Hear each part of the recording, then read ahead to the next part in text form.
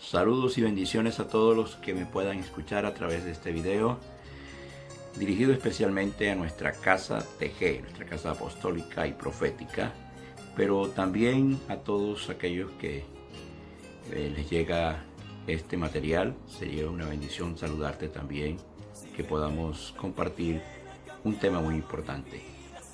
Está pasado el tema, el tópico acerca de lo que es el arrebatamiento de la iglesia, está pasado de moda. Bueno, parece que en las últimas décadas no se ha comentado nada acerca de lo que es el arrebatamiento de la iglesia. Quiero decirte que la palabra arrebatamiento no se encuentra en la Biblia. El término viene de una palabra latina que significa llevar, quitar o un arrebato. Sin embargo, el concepto del arrebatamiento es claramente enseñado en las Escrituras y vamos a mirar algunos versículos al respecto. La escatología bíblica, a algunos les interesa simplemente por el morbo de saber cuál es el futuro catastrófico que les espera a los demás. Cuando se habla del fin del mundo, pues pareciera que a algunos les agrada asustarse. Y el arrebatamiento de la iglesia no es con ese propósito, para que ustedes lo sepan. Siempre que se habla del arrebatamiento de la iglesia, por lo menos en los términos del apóstol Pablo y del Señor Jesucristo, es un tema para sentirse motivado, para quitar toda tristeza. Es decir, es una consolación. El arrebatamiento de la iglesia, el propósito del anuncio es consolar a los cristianos que sufren en esta tierra. O sea, es que de ninguna manera es un tema para atemorizar, puesto que todo lo que Dios ha hecho, especialmente para nuestra salvación, tiene que ver con su amor, con su bondad, su misericordia hacia nosotros. No concuerda para nada entonces los términos de salvación si vamos a hablar de catástrofe y de asustar al creyente. Entonces, miremos el orden escatológico en que los sucesos van a ocurrir y me voy a enfocar en estos minutos en lo que es el arrebatamiento de la iglesia. Entonces, el orden escatológico de los sucesos finales que le esperan a esta humanidad son: primero, el arrebatamiento de la iglesia, es lo primero que va a ocurrir. Luego viene la gran tribulación, porque la iglesia será arrebatada y durará un periodo de 7 años antes que venga el siguiente suceso. Primero, el arrebatamiento de la iglesia, el Señor toma su iglesia en los aires, y luego viene la gran tribulación, un periodo de 7 años, donde habrá supuestamente 3 años y medio de paz, y luego 3 años y medio de gran tribulación como nunca se ha visto en la historia de la humanidad. Y luego, el tercer suceso escatológico es la segunda venida de Cristo visible. Es decir, que hay una diferencia entre el primer hecho y el tercero. El primero es el arrebatamiento de la iglesia.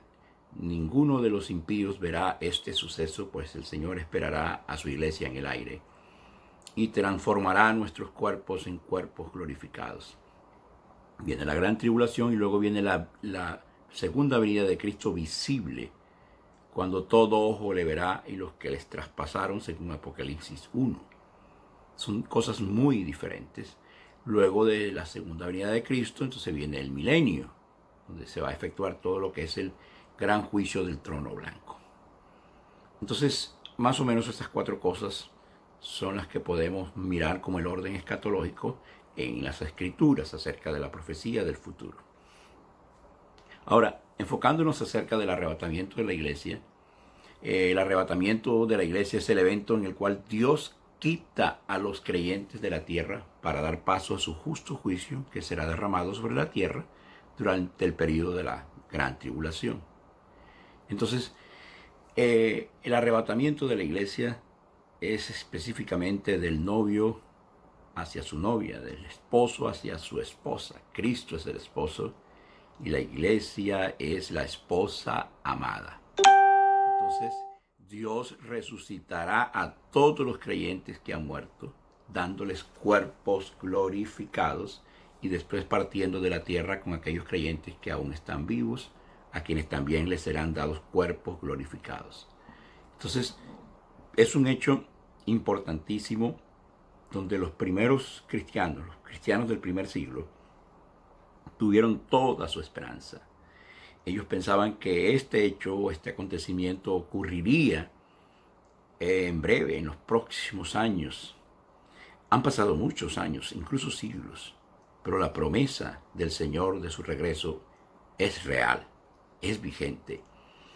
Por eso el apóstol Pablo, escribiendo a los tesalonicenses en su primera carta o epístola, nos dice en el capítulo 4, versos 16 al 17, porque el Señor mismo, hay cosas que el Señor puede delegar, que otro haga, que haga un ángel, un arcángel, incluso nosotros podemos hacerlas. Pero hay cosas que Él se va a encargar de hacerlas Él mismo. Porque el Señor mismo, con voz de mando, con voz de arcángel y con trompeta de Dios, descenderá del cielo, y los muertos en Cristo resucitarán primero. Luego nosotros, los que vivimos, los que hayamos quedado, seremos arrebatados juntamente con ellos en las nubes para recibir al Señor en el aire, y así estaremos siempre con el Señor. Entonces el arrebatamiento es: el Señor vendrá por su pueblo, los que están muertos y los que estemos vivos, juntamente al mismo tiempo seremos levantados con esa voz poderosa del Señor en un abrir y cerrar de ojos. Entonces, quiero que sepas que esto es tan real como la salvación. Entonces, el arrebatamiento implica una transformación instantánea de nuestros cuerpos para adaptarnos a la eternidad.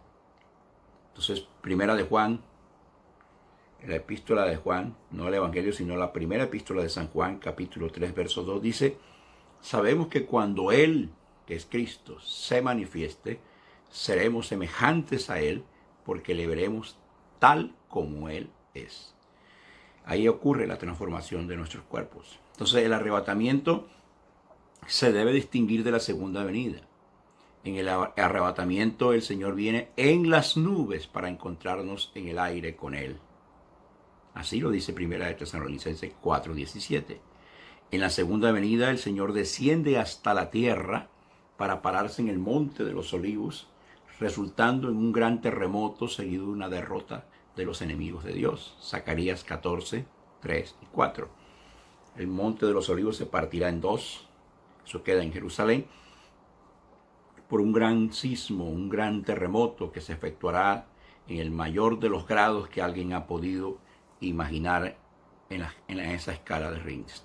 Entonces, la doctrina del rapto no fue enseñada en el Antiguo Testamento, por lo que Pablo lo llama un misterio, y dice un misterio ahora revelado.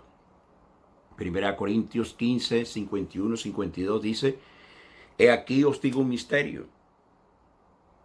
No todos dormiremos, pero todos seremos transformados en un momento, en un abrir y cerrar de ojos, a la final trompeta, porque se tocará la trompeta y los muertos serán resucitados incorruptibles y nosotros seremos transformados.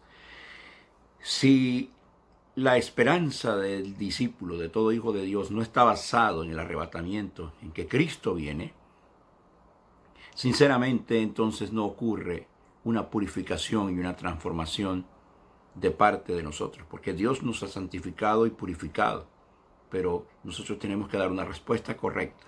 Y la esperanza de la venida de Cristo es la motivación más poderosa que puede alguien como hijo de Dios o creyente recibir y tener. El arrebatamiento es el glorioso evento que todos debemos anhelar. Eso no es para asustarnos. Hay gente que manipula con el susto. Cristo viene para asustar al otro, ¿no? Que Cristo viene debe ser algo que nos dé alegría, que debemos anhelar. Es decir, citan el caso de la parábola de las 10 vírgenes, 5 insensatas, 5 prudentes. Pero quiero decirte que la preparación para la venida de Cristo es el momento en que creemos. Nosotros no podemos pensar prepararnos a última hora. Debemos ya estar preparados todos los días. Entonces, finalmente, vamos a estar libres de pecado y estaremos para siempre en la presencia de Dios. Existe mucho debate sobre el significado y alcance del arrebatamiento, pero esta no es la intención de Dios. Más bien el arrebatamiento debe ser una doctrina consoladora, llena de esperanza. Dios quiere que al considerar el arrebatamiento, según Primera de Tesalonicenses 4:18, nos animemos unos a otros con estas palabras. Así que mi estimado hermano, discípulo, amigo, el arrebatamiento no debe ser una doctrina amenazante. El arrebatamiento de la iglesia debe ser una doctrina de consolación. Todos los primeros discípulos, los discípulos del primer siglo, siempre dormían o morían con la esperanza de la consolación del arrebatamiento. Porque el Señor mismo, con voz de mando, con voz de arcángel y con trompeta de Dios, descenderá del cielo, y los muertos en Cristo resucitarán primero. Y esta es la esperanza que nadie puede quitarnos ni robarnos. Así que enfoca tu visión al regreso de tu Señor, al regreso de aquel que dio su vida por ti. Porque el mismo apóstol dice a los tesalonicenses, porque si creemos que Jesús murió y también resucitó, y nosotros lo creemos porque en eso se basa el Evangelio, así también traerá Dios con Jesús a los que durmieron en él. Entonces, el encuentro con familiares que ya han partido a la presencia del Señor se efectuará con los vivos en el aire en el mismo instante. ¿Cuánto tardará? Un abrir y cerrar de ojos. Un abrir y cerrar de ojos casi que es la mitad de un segundo. Por lo tanto, a Dios no le cuesta la transformación de nuestros cuerpos o arrebatarnos. No, eso es un abrir y cerrar de ojos. Que el Dios omnipotente te regale su bendición de opulencia en este año que parece el más catastrófico, pero que Dios dice que es de opulencia. Que tengas bendiciones infinitas para ti y para tu casa, y espero que este mensaje pueda llenarte de gozo y alegría y no de temor. Saludos y bendiciones.